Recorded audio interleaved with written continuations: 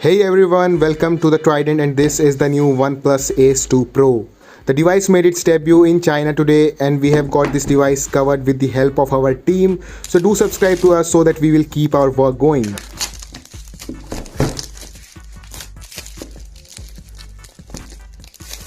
The box of the device looks quite simple in this classic red color which we usually see on OnePlus devices. So let's quickly move to the unboxing part.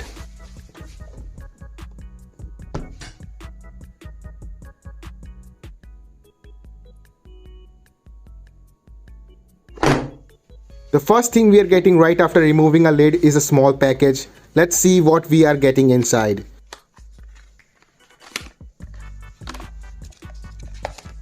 So there are some casual documents here embedded with a SIM ejector tool, some stickers and so on.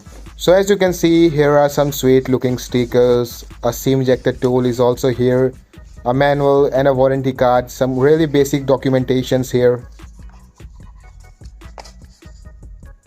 And there's also a quite sturdy case here that looks to be made of good quality. Moving on, here is the device itself. Let's quickly take this out.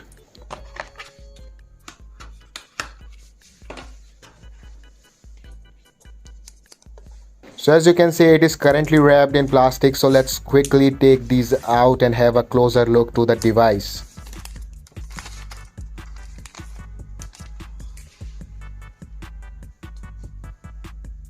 So here is the beautiful device itself. It has a beautiful 3D glass back that the company claims to be resistant to fingerprint stains. The overall texture and look of the back are impressive, and the design of the camera module is similar to that of OnePlus 11. As you can see, it is surrounded by a stainless steel ring and it looks really beautiful. Also to tell you that the device comes packed with a 150-watt Superbook fast charger, and that is just crazy.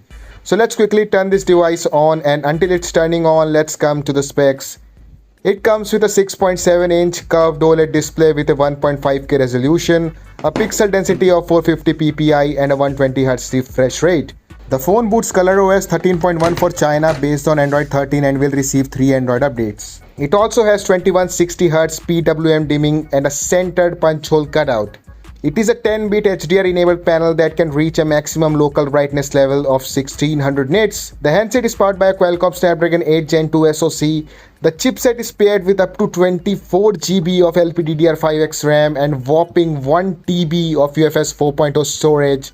It also has a large VC cooling system for preventing heating issues. Talking about the optics, it comes with a 16-megapixel front-facing camera and a triple camera system on the back.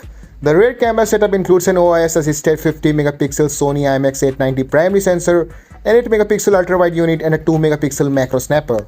We will be covering the device in depth in the future, so make sure to hit the subscribe button to stay tuned with us and not miss any updates on the device. That's it for this video. Do put down your questions in the comments below and we will try to answer them. It's time to leave and we will see you in the next one.